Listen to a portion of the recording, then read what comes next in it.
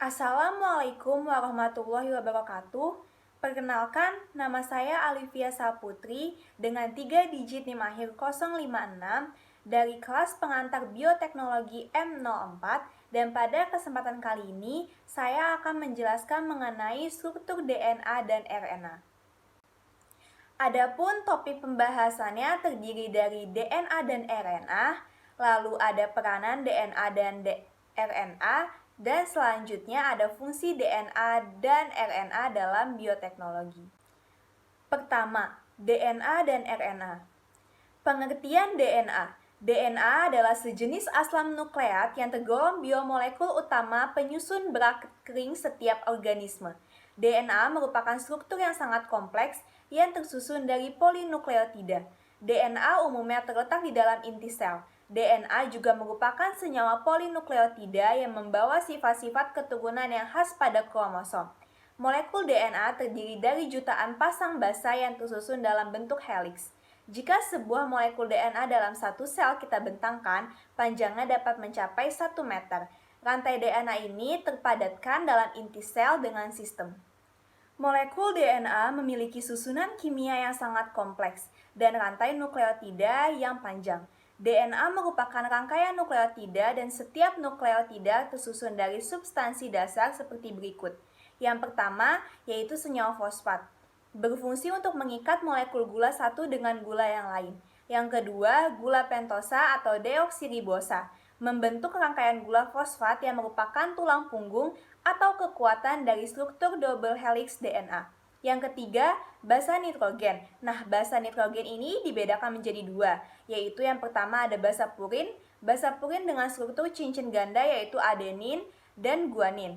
Yang kedua, basa primidin dengan struktur cincin tunggal yaitu timin dan sitosin. Selanjutnya, struktur DNA. Basa-basa DNA membentuk ikatan komplementer. Terdapat 2 ikatan hidrogen pada setiap pasang adenin dan timin dan 3 ikatan hidrogen pada setiap guanin dan sitosin. Adenin selalu berpasangan dengan timin, sedangkan guanin selalu berpasangan dengan sitosin.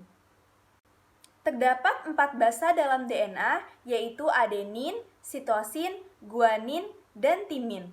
Adenin dan guanin adalah purin, yaitu anggota basa nitrogen dengan 2 cincin organik. Sitosin dan timin adalah primidin, yaitu anggota basa nitrogen dengan 3 cincin organik. Berikut adalah struktur DNA double helix, yaitu 2 rantai bergerak dengan arah yang berlawanan. Selanjutnya, pita biru menunjukkan rantai gula deoksiribosa dan fosfat, dan pasangan basa membentuk penghubung horizontal di antara rantai-rantai.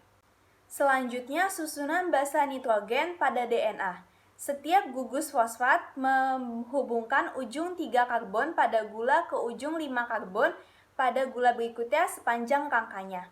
Pasangan sitosin dan guanin memiliki 3 ikatan hidrogen, pasangan adenin dan timin memiliki 2 ikatan hidrogen. Kedua untai bergerak dari arah 5 ke 3, 2 rantai yang anti-paralel. Selanjutnya ada pengertian RNA. RNA atau ribonucleic acid atau asam ribonukleat merupakan makromolekul yang berfungsi sebagai penyimpanan dan penyalur informasi genetik. RNA menyimpan informasi genetik, misalnya pada materi genetik virus, terutama golongan retrovirus. RNA sebagai penyalur informasi genetik, misalnya pada proses translasi untuk sintesis protein. RNA juga dapat berfungsi sebagai enzim atau ribozim yang dapat mengkalis formasi RNA-nya sendiri atau molekul RNA lain. RNA memiliki bentuk pita tunggal dan tidak berpilin. Susunan RNA terdiri atas yang pertama yaitu ada gugus fosfat, selanjutnya ada gula pentosa atau gula ribosa, lalu ada basa nitrogen. Basa nitrogen dibedakan menjadi 2 jenis, yaitu basa purin yang tersusun dari adenin dan guanin, yang kedua ada basa primidin yang tersusun dari sitosin dan urasil. Selanjutnya, struktur RNA. Setiap satu molekul RNA tersusun dari 1 basa nitrogen, 1 gula pentosa atau ribosa, dan 1 gugus fosfat. Polimer tersusun dari ikatan berselang-seling antara gugus fosfat dari 1 nukleotida dengan gugus gula ribosa dari nukleotida. Basa nitrogen penyusun RNA yang pertama ada adenin, guanin, sitosin, dan yang terakhir ada urasil. Pembahasan yang kedua yaitu peranan DNA dan RNA. Peranan DNA. Peranan DNA di dalam sebuah sel adalah sebagai berikut. Yang pertama, sebagai pembawa materi genetika dari generasi ke generasi berikutnya. Yang kedua, mengontrol aktivitas hidup secara langsung maupun tidak langsung. Yang ketiga, melakukan sintesis protein. Yang keempat, sebagai autokatalis, yaitu kemampuan DNA untuk mengkapurkan diri atau replikasi. Dan yang kelima, sebagai heterokatalis, yaitu kemampuan DNA untuk dapat mensintesis senyawa lain. Dan yang terakhir adalah membentuk RNA. Peranan dan macam RNA. Yang pertama, RNA duta merupakan RNA yang urutan basanya berpasangan dengan salah satu urutan basa rantai DNA. RNA duta dibentuk oleh DNA di dalam inti sel. Fungsi RNA duta adalah menyampaikan informasi genetik dalam bentuk kode-kode genetik dalam inti ke ribosom dan sebagai pola cetakan dalam membentuk polipeptida. Yang kedua, RNA ribosom atau rRNA. RNA ribosom dibentuk oleh DNA dan terdapat di dalam ribosom. Fungsi dari RNA ribosom adalah sebagai mesin perakit dalam sintesis protein yang bergerak ke satu arah sepanjang RNA duta. Dan yang ketiga ada RNA transfer atau tRNA. RNA transfer dibentuk oleh DNA dan terletak di dalam sitoplasma. RNA transfer berfungsi mengangkut asam-asam amino ke ribosom sesuai dengan kode yang terdapat dalam RNA duta, serta menerjemahkan kode-kode yang dibawa oleh RNA duta. Pembahasan yang ketiga yaitu fungsi DNA dan RNA dalam bioteknologi. Central dogma. Central dogma merupakan konsep pada biologi molekuler yang membahas tentang keterkaitan DNA, RNA, dan sintesis protein. Konsep ini menyatakan bahwa hanya ada satu aliran informasi genetik yaitu dari DNA sebagai sumber informasi genetik, kemudian diteruskan menjadi RNA untuk disintesis menjadi protein. Dalam konsep central dogma, protein merupakan komponen utama yang memegang peranan penting dalam kehidupan. Namun demikian, tidak semua informasi genetik DNA dapat diterjemahkan menjadi protein. Misalnya satu gen yang mengkode protein tersusun atas sekuen yang dapat diterjemahkan menjadi protein atau coding DNA dan sekuen yang tidak dapat diterjemahkan menjadi protein atau non-coding DNA karena hanya berfungsi sebagai sekuen pengatur yang menentukan gen tertentu harus aktif atau inaktif. Pada konsep central dogma, proses transkripsi terjadi ketika DNA sebagai informasi genetik mengalami konversi menjadi RNA. Konversi DNA menjadi RNA hanya menyelibatkan satu untai DNA saja, yaitu coding start. Selanjutnya, proses transkripsi terjadi karena peran enzim RNA polimerase yang berjalan sepanjang template DNA untuk menentukan ribonukleotida yang akan terbentuk sesuai basa yang ada di template DNA. Ketika suatu gen mengalami transkripsi menghasilkan RNA dan selanjutnya akan diterjemahkan menjadi protein, maka gen tersebut dikatakan mengalami ekspresi. Pada saat yang bersamaan, sel hanya mengekspresikan beberapa ribu gen yang merupakan bagian kecil dari keseluruhan genomnya. Dalam hal ini, regulasi gen ekspresi sangat penting yang dikendalikan melalui sekuen pengontrol. Sekuen pengontrol ini akan mengatur gen mana yang harus terekspresi atau aktif dan gen mana yang tidak harus terekspresi pada saat tertentu. Setelah terbentuk mRNA, maka proses selanjutnya adalah sintesis protein atau translasi berdasarkan kode genetik.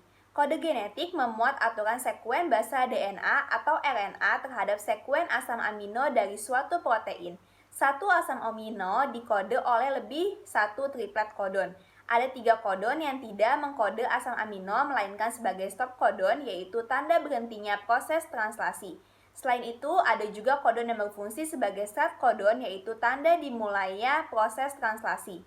Pembacaan kode basa adalah sebanyak 3 basa. Pergeseran pembacaan kode genetik akan menghasilkan asam amino yang berbeda. Proses translasi akan menghasilkan 3 jenis RNA, yaitu mRNA atau messenger RNA, tRNA atau transfer RNA, dan rRNA yaitu ribosom RNA yang masing-masing memiliki peran berbeda dalam proses translasi.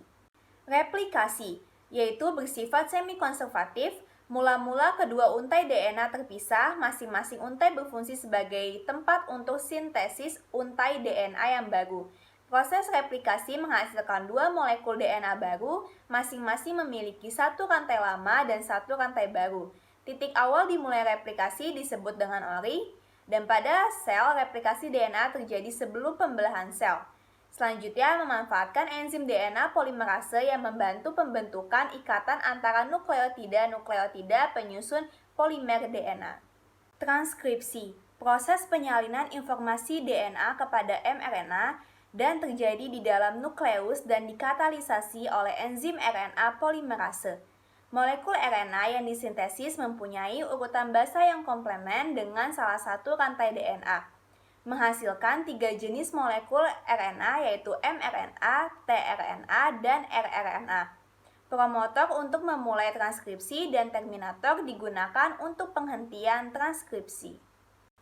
Tahap transkripsi, terdapat 3 tahapan transkripsi, yaitu yang pertama ada inisiasi, RNA polimerase melekat pada promotor DNA, pita ganda terpisah, dan sintesis mRNA dimulai. Yang kedua, elongasi, mRNA memanjang sejalan dengan enzim RNA polimerase yang bergerak sepanjang pita DNA. Dan yang terakhir ada terminasi, mRNA dilepaskan dari enzim RNA polimerase lepas dari pita DNA template. Selanjutnya translasi, merupakan keseluruhan proses sintesis yang dipandu oleh mRNA. Proses translasi berlangsung pada ribosom dan merupakan proses sintesis protein berdasarkan informasi yang berada pada mRNA. Proses translasi terdiri atas 3 subproses, yaitu inisiasi, elongasi, dan terminasi.